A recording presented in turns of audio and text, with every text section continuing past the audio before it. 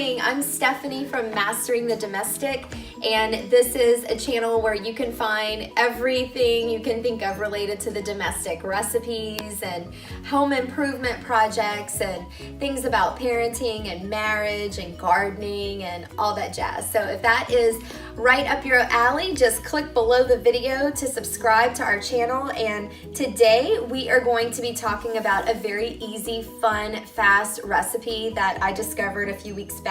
I don't know if you've heard of SkinnyTaste, but she is phenomenal. I am not an affiliate or anything like that. I'm just a fan, but I've gone to her website for quite some time to pick out easy, healthy recipes for the family. And the other day, I just happened upon her cookbook on sale at a local store. So I picked it up, and the first thing I tried, my husband and I both loved it, was called pressure cooker chicken soup for my soul.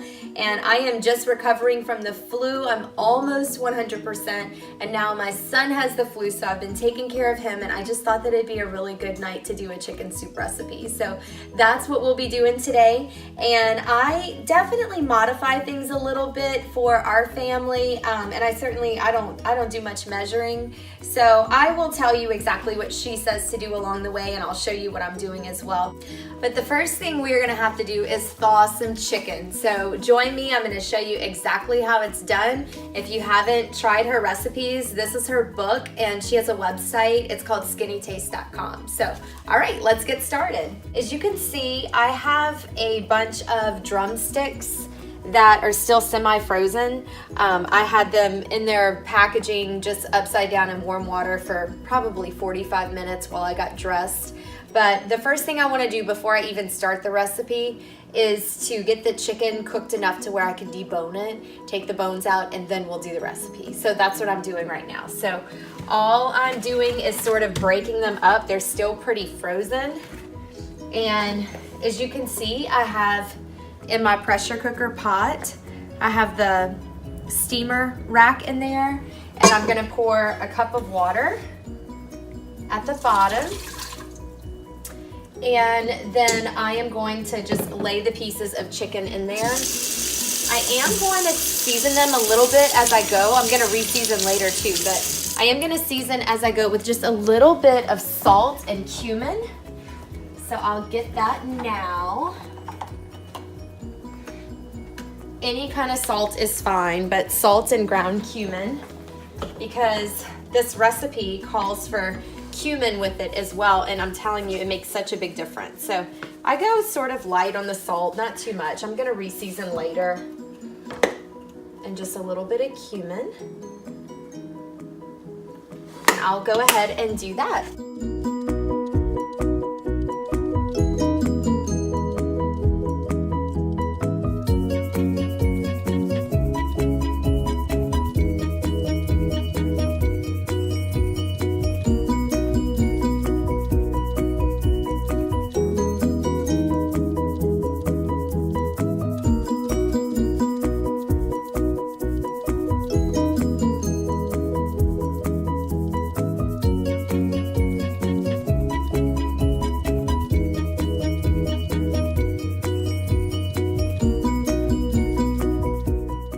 Alright, so we just seasoned the chicken, added a cup of water, closed the pressure cooker. I'm using a Farberware, but this would work in an Instapot or any type of electric pressure cooker that you have.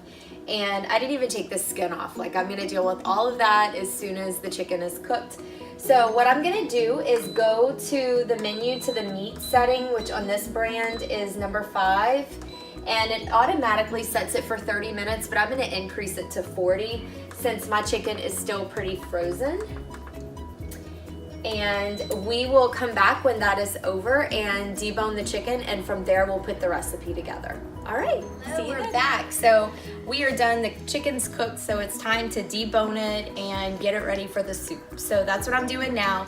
All I did was I quick released the steam, and I brought the pressure cooker. When that was done, I brought it over to the sink, and I've got a bowl for the chicken meat, and then I've got just like a plastic shopping bag for the parts of the chicken that I don't want. So you need to make sure that your hands are clean because you are gonna be handling the meat and it's kind of hot. So I usually get a fork just to sort of help, and you move your drumstick over to the bowl And I just start picking away at what I don't want.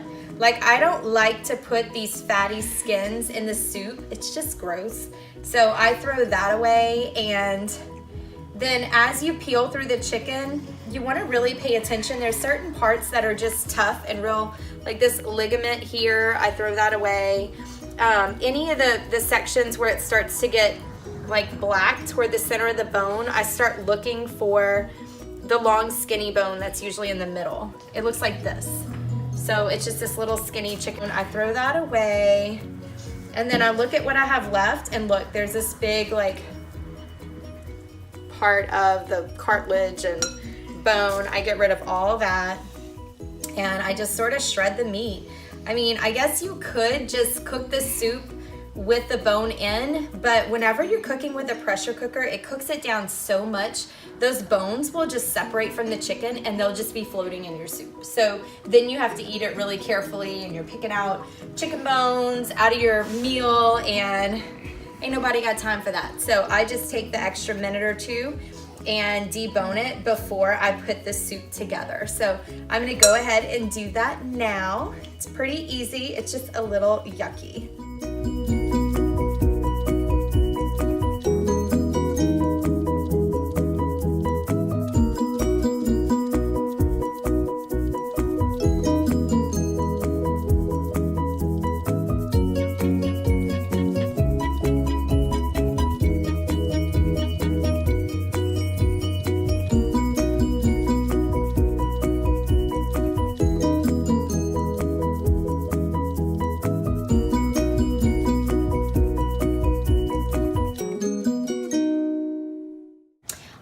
So we are done. What I am gonna do now is put the chicken aside while we prepare the vegetables, and I am going to strain the chicken stock into this bowl with the chicken, and just sort of put that to the side, and I'm gonna throw away all the extra stuff, and then I'm gonna hook up the pressure cooker again and start sauteing the vegetables while I prepare everything else.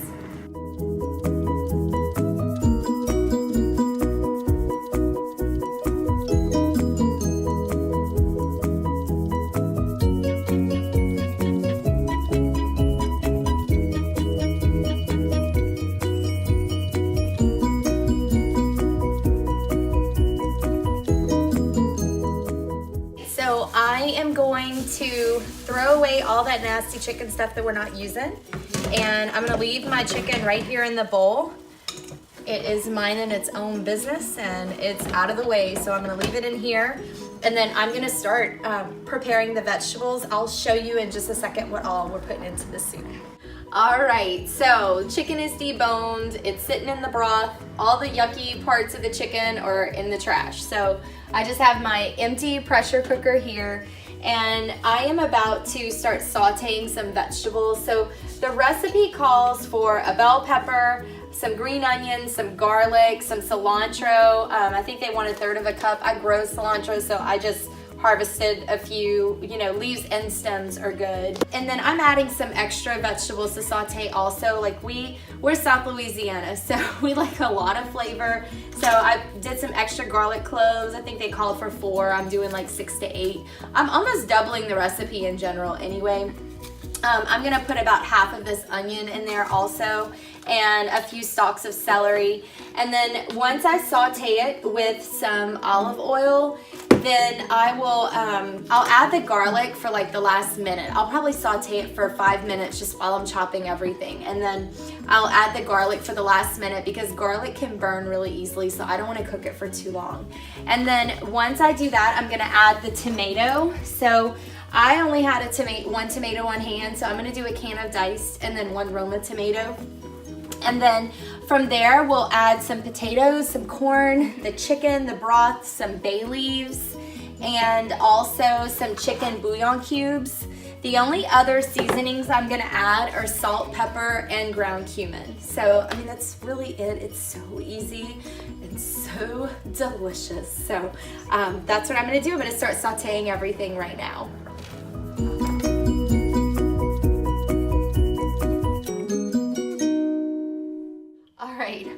really crying, but onions make me cry.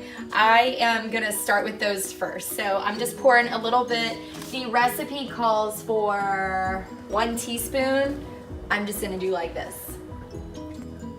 Just like that. And I'm gonna start my onions first, so I'll saute them. I have probably a 1/2 cup here of green onion. I'm gonna do this 1/2 onion, and then after that, I'm gonna do the celery. I just always do things in this order, just things that need to cook down a little bit longer. And then I'll do the bell pepper. The recipe calls for 2. I'm just doing 1. And then the last thing I'm gonna saute with it is the garlic. So that's what I'm gonna do now.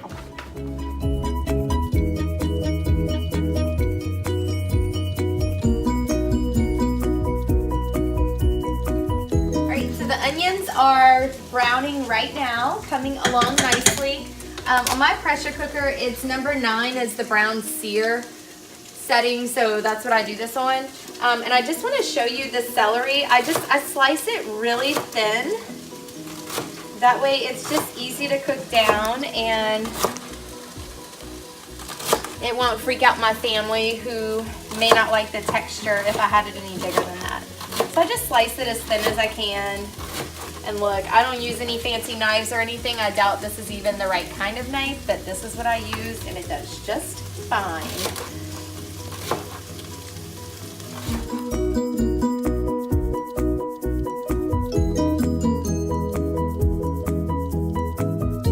All right, so on to the bell pepper. I mean, you might do it a way that works better, but the way I do it is I just cut around the top and pop the top off, and on the inside has all the seeds.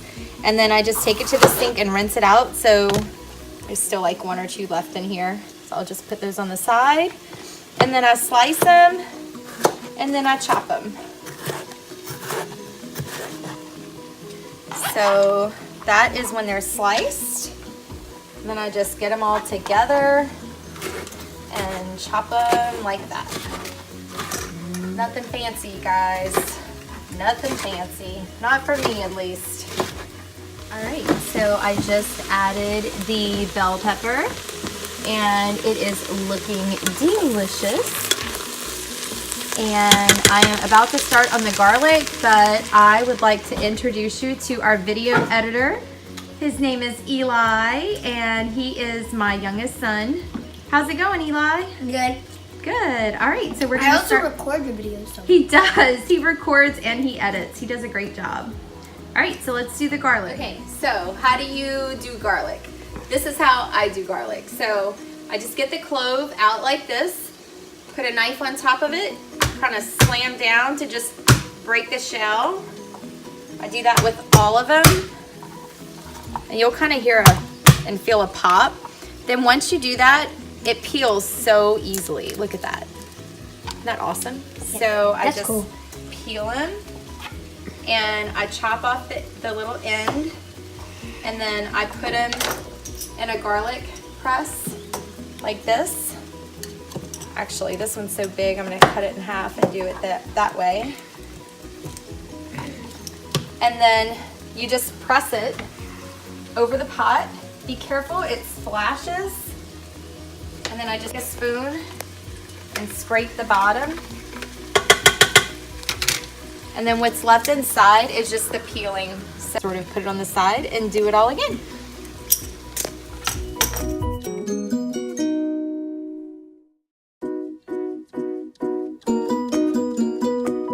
All right, so everything that needs to be sauteed is sauteing as we speak. So the rest of what I'm gonna do, I'm just gonna tell you everything right now. I am going to chop this tomato and add this in a can of diced tomatoes. I'm gonna chop up the cilantro and add it to that. I wanna add my liquids. I'm gonna go ahead and add the chicken broth and chicken back in. I'm gonna cut up just a few of these potatoes. I don't know how many. It just depends how much space we have, because I also wanna add some mixed vegetables. We love these mixed vegetable bags, and I doubt I'll have room for the whole thing, but I wanna get at least, at least a quarter to half of this bag in there as well. So it just depends how much space we have. If there's room for more liquid, I'll add a few more cups of water and add 1 or 2 of these chicken bouillon cubes just for extra flavor. And then I'm just gonna season it really well with some salt, pepper, and ground cumin. The recipe actually calls, the recipe doesn't say anything about the broth like I did. Like that was all me. So you don't have to do that. The recipe calls for 5.5 cups of water and 1 chicken bouillon cube. So you could do it that way. And the recipe also calls for corn on the cob to put in sort of at the end. Like let it quick release and then put corn in for 3 more minutes. But instead of doing that, I'm gonna use the corn in this bag, so I'm just gonna do it all at the same time. And we'll kind of, oh, and a couple of bay leaves too. The recipe calls for 2 bay leaves and 6 cut up potatoes. So I'm gonna be doing about 4.5 bay leaves because we're making a bigger recipe. All right, so that's what I'm gonna do.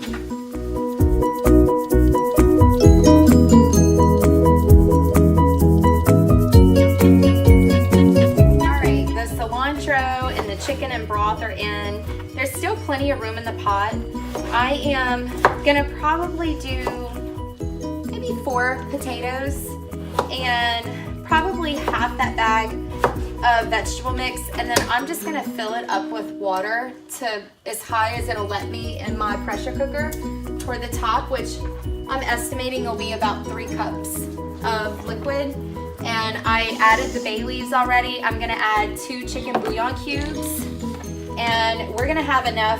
I mean, this is a pretty big recipe that I'm doing. This will probably feed us 3 nights. So I'll freeze 1/3 of it, and we'll eat on the rest for today and tomorrow. For the potatoes, I just wash them and chop them. I know some people are funny about potato skins.